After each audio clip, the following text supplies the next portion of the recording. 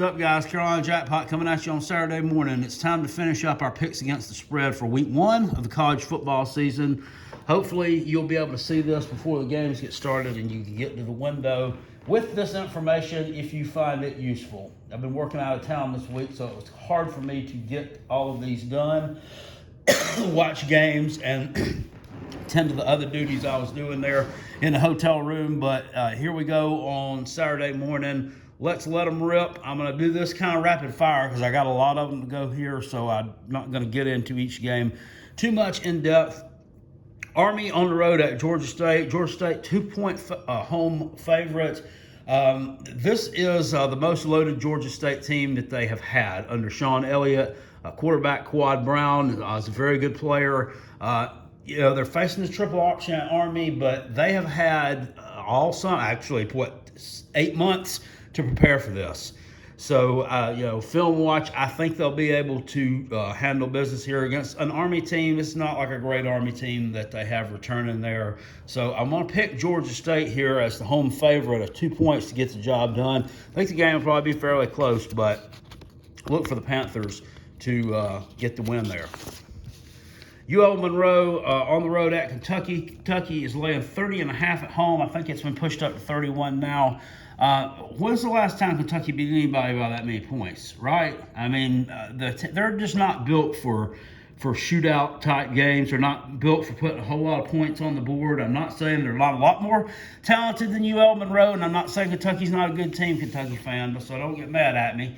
But UL Monroe, I think, is going to score a little bit. You'd have to think with Rich Rodriguez coming in as offensive coordinator. You'd have to think with Terry Bowden, who is, albeit maybe not a real successful, but definitely a veteran head coach, that they'll get this team somewhat moving in the right direction, somewhat able to move the ball offensively. I mean, I think Kentucky's going to win by a wide margin. I just don't know if 30.5 is going to get the job done there. I believe that UL Monroe is going to cover that number. I look for Kentucky to win by somewhere around 28 points, probably something like, 42-14 or something with the new offense.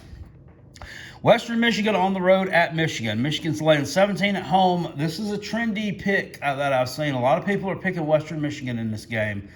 I'm going to go against the grain here and go with Michigan in this one. I'll tell you why. Because the Western Michigan is a team who, under head coach, and I'll have his name here in just un momento, they are actually picked to win the MAC East this year, according to the Phil Steele magazine. Anyway, he predicts Western Michigan to win the MAC East, have the most talented, most loaded team. No, is it MAC West? The MAC West. The coach, Tim Lester, been there since 2017. They are 1-6 against the number versus Power 5 teams under Tim Lester. 1-6. 1-5 if you don't count BYU as a Power 5 team in a bowl game. So 1-5. Still not good. One of those losses, Western Michigan, 59-3 a few years ago. Western Michigan, taking nothing away from them, talented team. I think Michigan is going to be improved this year. They're playing at home. First game, new quarterback, Alan Bowman takes over there, right? I know he's on the roster. I'm sorry. I think he's their starting quarterback. I haven't done enough research on them. I swear I remember this guy playing like 5 years ago at Texas Tech. Anyway, whoever the quarterback is at Michigan, I think they're going to cover the number here against Western and probably win by 3 touchdowns. Stanford on the road at K-State, 2.5 point. Remember what I told y'all about the short lines for these home teams? I'm taking Kansas State here. I don't like the way Stanford's been going in the last couple seasons. They've just been, Stanford's always kind of been one of those wet fart teams. By wet fart team, teams that just don't have a whole hell of a lot of offense and are just kind of boring to watch, in my opinion. They're one of those teams. And I think Kansas State gets the job done here at home, probably wins by at least a touchdown. Oklahoma on the road at Tulane. Tulane is 27-point chalk in New Orleans at home. Some weather issues there last week, of course, we all know about that. And this line's been pushed up to 31. The public money is heavy on the Sooners, and I'm heavy on the Sooners as well. Spencer Rattler's the odds-on favorite for the Heisman Trophy, unless, according to Tater Radio, DJ Uiagalelei has a great game tonight against Georgia. He's going to be the front runner for the Heisman Trophy. And according to them, he's probably going to win it. But I don't know. It's Spencer Rattler right now, okay? So I want to take Oklahoma to cover the number against Tulane. Fuck Clemson, by the way. Penn State at Wisconsin. Wisconsin 5.5-point favorite at home here. And I got to go with them. They got some injuries, but it doesn't look like they got a lot of key injuries. And at home, just a very tough team. Penn State didn't look good last year. They got to be better record-wise anyway than what they were last year. They lost, their first 4 games and won the last 5? Anyway, they won their last 4 or 5 in a row. But still, I don't trust them, and I don't trust James Franklin on the road. I like Penn State from a personal standpoint, but I don't trust them to cover that 5.5 there at Wisconsin. Rice at Arkansas. Rice is actually going to be a decent team this year. They bring in transfer portal, that quarterback from Nebraska, who, granted, his numbers at Nebraska were all over the place, McCaffrey. But I think he's a talented kid. Could give Arkansas some problems. At home, and Arkansas is returning a lot of starters. Just another team that I just don't trust laying that many points with Arkansas. I just really don't. Then I look at Rice, and I don't know. This is one I would stay away from. I wouldn't play it. But if I had to pick a side, I would lay it with Rice. I just think there's too much hype around Arkansas from last year. I think they come down to earth a little bit. I just not sold on them quite yet. Miami of Ohio on the road at Cincinnati. I'm going to go with Cincinnati here to cover that 23 points against Miami of Ohio, who's not a great team. I'm not going to call this my lock, stock, and 2 smoking barrels pick of the week, but if you ever watch Josh Pate's 24/7 podcasts and follow him on Twitter, I'm sure you do. That's one of the games he gives out of the Ramen Noodle Express, which is his sure thing, so he calls him crazy little nickname he's got there. But, big things coming from Cincinnati this year, I do believe.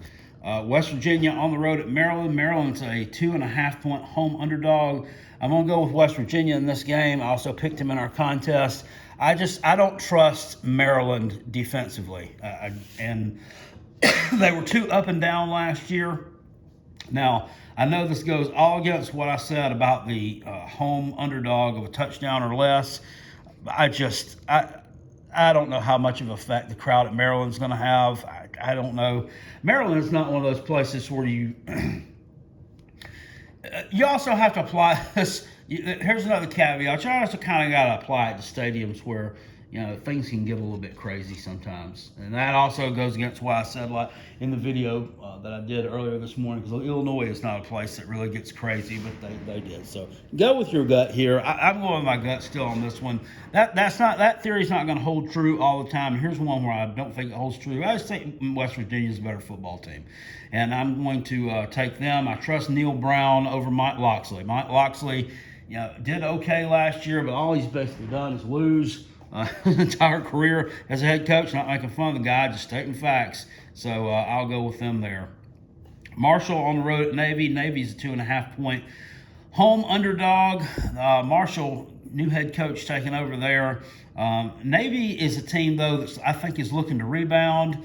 Marshall is a team, too, that's kind of disappointed me as a favorite in the past. Now, with a new coaching staff, don't really know quite what to expect there. But I'm going to roll with the midshipmen here. I'm going to roll with the middies against Marshall in this one as the home chalk to win this one. Indiana on the road at Iowa. Iowa 3.5-point favorite at home. A lot of good things expected from Indiana this year. Quarterback Michael Penix Jr. comes back. He was injured a bunch last year, kind of derailed them there towards the end of the season. Could have possibly competed. Well, they really couldn't have because they lost to Ohio State, but they could have competed for a spot in a New Year's Six game. I'm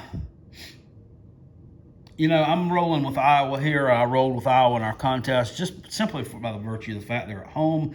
I like Indiana. A lot of people say they're overrated. I mean, I'm not really sure about that. We'll have to see how the season plays out. For right now, though, for first game of the season, to ask them to go into Iowa City and take down the Hawkeyes out there in the middle of the big cornfield is a tall ask. So I want to go with Iowa to win at home. Alabama versus Miami.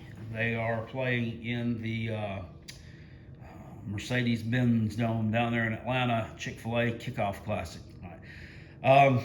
This one, Alabama preseason number 1, number 2, depending on where you look at. Totally rebuilding that offense, but it's not so much rebuilding, like I've said, it's reloading. Nick Saban's reloading there. They've got 5-star talent all over the field, future NFL players all over the field. But Miami, this is probably Diaz's most talented team. I love what they've got to put on the field talent-wise. I like De'Aaron King. When he's healthy, I think he's very electric and he's a very good football player. 18.5, I don't know if Alabama is going to be able to cover that. And this has been pushed up to 19.5, maybe 20 in some books. I just don't know if Alabama's going to be able to cover that number with the new players they've got coming in, even though they're very talented.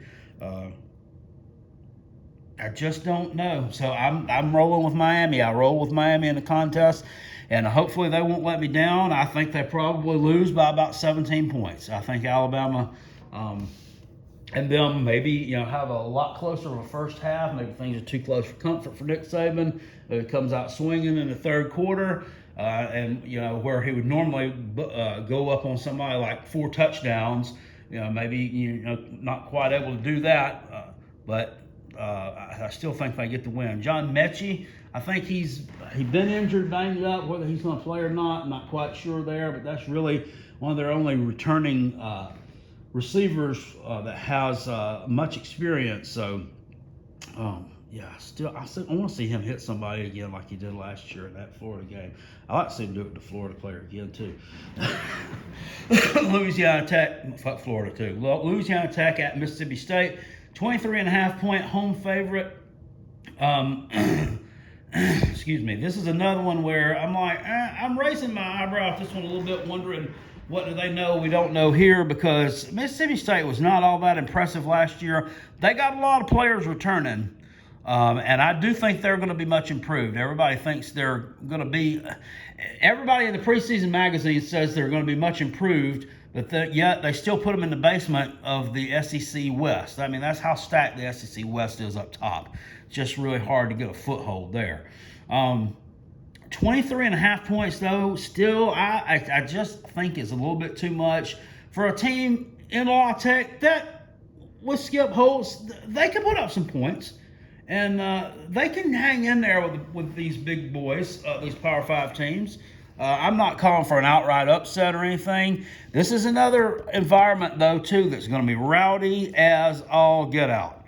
One would have to think. So I'm still, though, going to roll with Louisiana Tech here. I think 23.5 is just a little bit too much. I think Mississippi State probably wins by 3 touchdowns. Central Michigan at Mizzou. Missouri's a 15-point home favorite.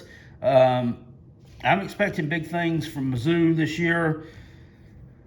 But we've seen them be kind of disappointing in the past in these openers and these early season games against inferior opponents. Central's a team that is built for these kind of situations. Jim McElwain and that, not intimidated at all by playing, a Power 5 team on the road here. I think this will be a pretty raucous crowd. Central, I will take here to cover that 15. This one's at 14, I think, in some places now, against Mizzou.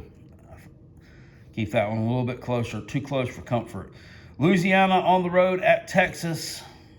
This one's an 8-point line here. It's going back up to 8.5, 9 some places. started off at like 15, 16. I've got to go with my gut here and go with Texas. I think that with the new offensive coordinator, Sarkisian, I think they're going to be looking to make a statement in this first game. Louisiana is a team that is very good on both lines of scrimmage. Got a lot of experience coming back, solidly coached. They have a decent quarterback, Levi Lewis. He's not a great quarterback. He doesn't have eye-popping numbers. He wins a lot of football games. I just think that this is just going to be too much for them going on the road. 100,000 people. They're going to be loud. This place is going to be full. And I think the home crowd definitely is going to have an effect there on the Raging Cajuns. They went on the road last year in front of just a handful of people and won against Iowa State. They knocked off in the first week of the season there last year. But I don't look for a repeat of that this year. Give me Texas to cover that 8 points at home. San Jose State. Do you know the way to San Jose? I do. At USC, 14-point home favorite. I'm going to take USC here to cover the number here. You got their coach out there. This guy, every year, he's on the hot seat. Seems like he's coaching for his life. Clay Helton. I couldn't remember his name at first there. 14 points.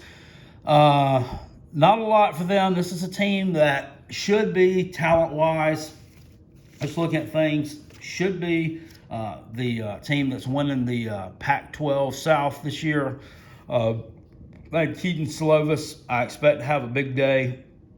Watch out for San Jose, though. That Nick Starkel, he's pretty good. They looked pretty good last week, punching Southern Utah in the mouth in the late game. But I still think USC, just in more overall talent, more over on the lines of scrimmage and defensively wise there to take care of San Jose State and cover the number.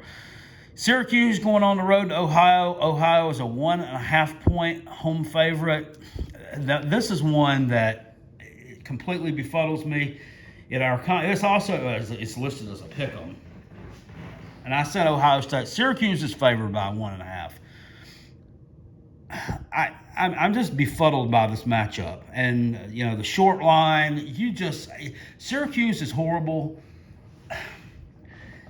but yet again, there were a few times last year where they had some decent games, and they came out and kind of were competitive with some teams, and I don't really know what's going on there. It looked like Dino Babers had them on the uptick, but then when they lost that quarterback Eric Dungy, was that his name? Was there a few years ago. They just kind of completely just have fallen off the rails in 2019 and 2020. Won one game last year against Georgia Tech at home, and I'm just looking at their numbers real quick here. They covered at the end of the year against Notre Dame. They covered against NC State. They covered against Boston College. Close game. Covered against Clemson. 47-point underdogs at Clemson. And people give Clemson too much credit sometimes. They really do. So I'm going to roll with Syracuse here just because proven head coach. Ohio has a brand new head coach. Just took over in July. Coach Frank Solich just decided to retire, right? In the summer. I don't know if he was just enjoying himself too much and said, "Fuck it, I'm going home," or what happened there, or if it's health issues. I don't know. I'm not laughing at that. I'm not sure. I just made a funny there, or tried to. A new quarterback also at Ohio, Syracuse. Tommy DeVito comes back as quarterback, right?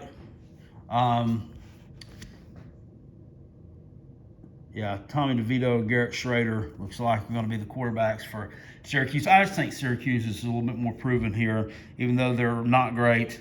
This wasn't a great Ohio team last year either. I'm going to take Syracuse to cover the number there. I don't know how rowdy the crowd in Athens, Ohio gets. And I know I've already went 2 times against my best bets thing from earlier. But like I said, it's not always going to work out. Oregon State at Purdue. Purdue is laying 7 at home. I like the Beeve. The Beeve is one of those teams besides the Gamecocks that I've just adopted as one of my own. But I don't trust them here on the road against Purdue. Their quarterback, his name is Tristan Gebbia. He's not going to be playing. Says lower body injury. Not really sure what's wrong there with him, but he's out for this Purdue game. And I'm going to take the Boilermakers here to cover, and they're bringing a new defensive coordinator to try to shore things up there a little bit. So give me Purdue to cover there.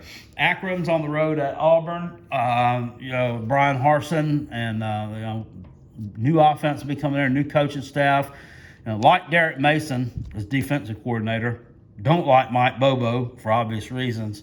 I'm going to take Akron. I'm taking Akron to cover the number here. I think this is another situation, kind of like the Tennessee game the other night, where you have an SEC team at home playing a really bad MAC team, but just not quite able to cover the number.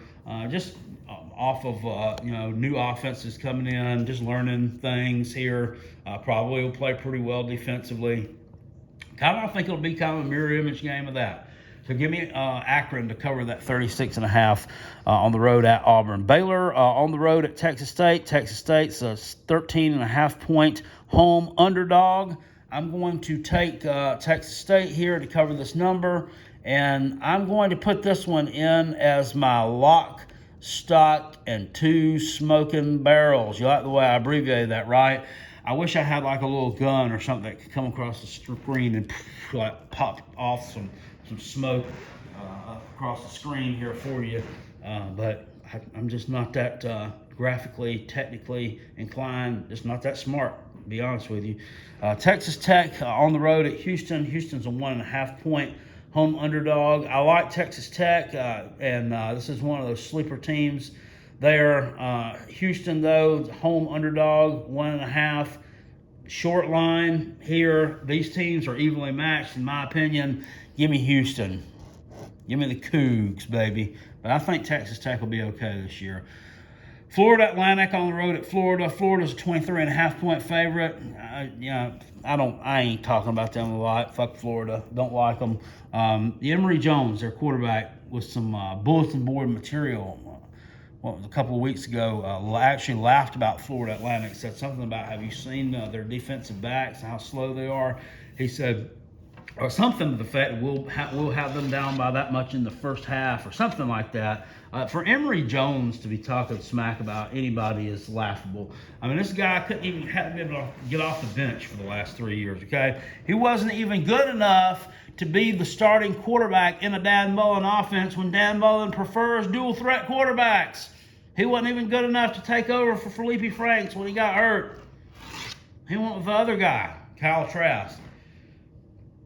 Emory Jones is still running around with a shower cap on and his frying pan, flip-flops, chasing the bookie around the University of Florida campus. That's what they said he was doing. Anyway, though, I think they out-athlete Florida Atlantic here, and they cover that 23.5. That was one of my upset picks, but the more I look at Florida Atlantic's roster up and down, I don't see it really happening, unfortunately. Northern Illinois on the road at Georgia Tech. Georgia Tech's 18-point home favorites. To me, that's going to be a lot of points for them to cover at home, though.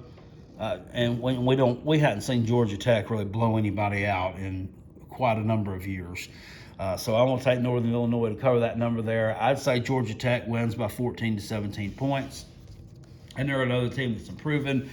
UT San Antonio on the road at Illinois. Illinois is a 6-point home favorite. It's been bet down to about 5 in most spots by this point. I printed this up, I think it was Monday.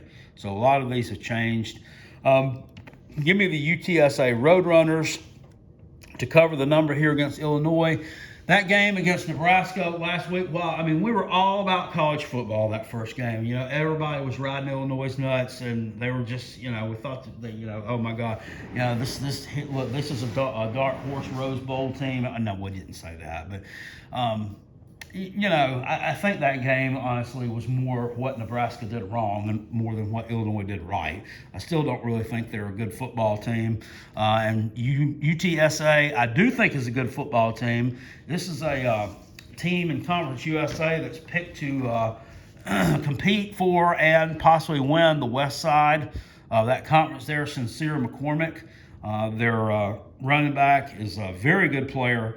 And they run that power run type game, and I think they're going to do very well this year.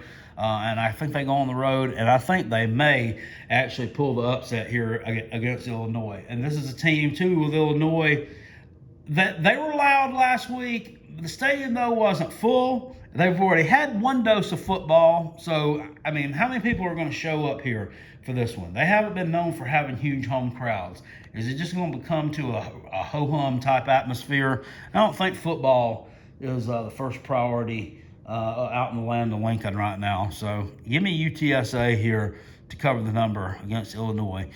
Georgia and Clemson, this is the big one in Charlotte tonight. Charlotte's the football capital of the world, first week of the season here, isn't it?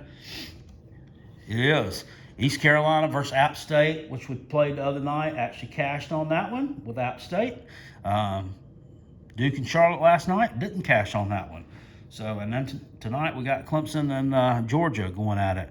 I've said it in the contest, and it pains me to do it. I'm rooting for Georgia tonight. I'm solidly on their side. This is the only time I'll be on their side. Well, I'll be on the side when they play Florida because I hate Florida, but or if they play Clemson again, I'll be on their side. And if they play Alabama, I'll be on their side. I might be on their side more than I think. I'm going to take Clemson here to cover this one. I think they win this game. Some of these idiot Clemson fans are thinking they're going to win by like 4 touchdowns. I don't see that happening. This is going to be a close game. Georgia, I think overall is better on both lines of scrimmage than Clemson is, but I think Clemson's the better coached team. Got Tyler Davis, defensive player for Clemson at defensive tackle. Maybe some COVID issues there. Who knows? Don't know if he's going to play. Don't know what's going on there. There's a lot of controversy around that one. But I just got to go with my gut here. And I think Clemson, they say, well, we're not deep at the defensive tackle position, but they run around beating their chest, talking about how deep they are. They're deep along the defensive line. I think if Tyler Davis is not there, I don't think it's going to be the be-all, end-all. It's going to be the difference maker in this ball game. I just really don't. I think the difference maker in this ball game is going to be the ukulele man. If he can hit explosive plays, if they can stretch the field against Georgia, can JT Daniels stretch the field? I trust Clemson to be able to hit explosive plays with the vertical passing game in this game more than I do Georgia. That's just the bottom line. And I trust Clemson's coaching staff more than I do Georgia's. So I'm going to take Clemson in this game to win and to cover that 3 points. All right, let me go wash the bad taste out of my mouth. Okay, I'm back. Southern Miss on the road at South Alabama. South Alabama is a 1-point home favorite. Return of Jake Bentley. This is a game that it's just another one of those toss-ups in my mind. This is a Syracuse-type Ohio game. I think South Alabama can probably bring a pretty decent crowd. I think they'll be pretty loud there. That's a football-hungry area of the country. You know, looking to get out, do something after that hurricane kind of ravaged the area last week. I'm going to take South Alabama to cover here. Southern Miss, I don't know how they're going to do without Jack Abraham at quarterback. Are they going to be better? Are they going to be worse? I'm not sure. Just got to go with my gut here. These home teams have been looking good on these short lines, so I'm going to take South Alabama and Jake Bentley to cover the number there against them. Kent State on the road at Texas A&M. Texas A&M 28.5 home favorite. Another one that new quarterback, but running game. Isaiah Spiller, I expect to tear up Kent State. I don't trust them on the road here against Texas A&M. We're looking at what are they going to look like. I'm taking Texas A&M there. I think they win big against Kent State. LSU at UCLA. UCLA 3.5-point home underdog. My theory here only applies to teams that are going to bring big crowds, and I think there will be a big crowd here for this one. Well, you don't know, because it was half empty last week, but they played Hawaii. Are they going to show up for this LSU game? Are there going to be LSU fans that show up and travel out there? You'd have to think there are. LSU had some travel difficulties. I know they stayed in Houston for a period of time after Hurricane Ida rolled through there. But I like LSU. I'm buying into them this year. I'm looking up and down their roster. I think they're more talented than UCLA. I think last year was a farce, and I don't think that we're going to see a repeat of that. I think they're going to return, maybe not to their 2019 form, but maybe at least to the 2018 form, where they're winning like 10 games. Give me LSU here to win and cover that 3.5. Nevada on the road at Cal. Cal's a 3.5-point home favorite. Here I'm going against the grain. I'm going with Nevada. Have you seen their roster? They're stacked. That quarterback, Carson Strong, is very good. This is a guy that could throw for 5,000 yards this year. Cal's kind of tough at home, but I just think that Nevada is one of those group of 5 teams that could really, really surprise some people this year.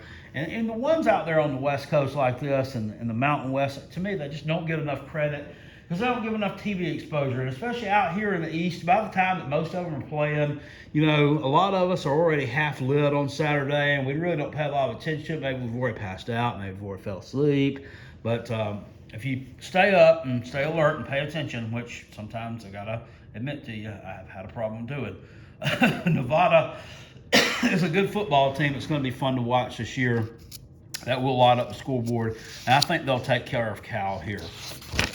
And last one that we have on the board, we got Utah State on the road at Washington State. Washington State, 16.5-point home favorite. I think that's too many points for Washington State. I think they're a decent team. Not good enough to cover that, though. I'm going to take Utah State there to cover that number. And that's a team that's kind of been disappointing since their coach went to Texas Tech and they lost that quarterback. Can't even remember what his name was now. It's been a couple years ago. Anyway, those are my picks against the spread for the Saturday games and the Sunday game. The Notre Dame, Florida State game, and the Louisville Ole Miss thing, I'm going to do on a separate video. Okay, guys, hope you enjoy the quick hitter style there. I didn't do as much research on these as I normally like to, but so far this year, we've hit on a few and missed on a few. Let's look at it here and just kind of recap where I'm at so far. I normally don't do this till after the weekend's over, but what the heck. I did cash against App State and East Carolina.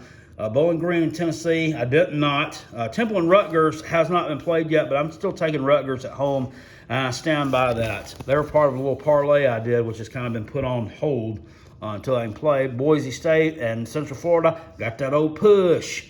UCF won 36-31. NC State, cash on that one. They just blew South Florida out. I don't think anybody expected them to shut them out, but they did. Ohio State and Minnesota, got that old push. Ohio State had me scared there for a little while. They didn't play all that great. I expect them to improve as the season goes on. UNC at Vatech, got that one wrong. As we all know, Wake Forest, got that one right by the hair of my chin, 42-10 over Old Dominion. Duke and Charlotte, I got that one wrong, and that was my lock, stock, and two smoking barrels. Well, my gun wasn't firing last night. Duke, if you watch that game, and I actually watched almost every snap of that game, I was just mesmerized by that thing for some reason. Duke beat themselves. They shot themselves in the foot. That new quarterback they've got, and I can't remember his name, and I watched the whole thing last night. The kid, the transfer, he hit a bomb. I mean, like a 60-yard touchdown pass. That receiver had it in his hands. He was wide open, had beaten the Charlotte defensive back by at least 6 or 7 yards, and he just dropped it. Just absolutely dropped it. And also, the same kid, said quarterback, and I've got to look this up real quick because I got to remember what his dang name was. Because I watched the whole thing last night. Oh, that's great. Gunnar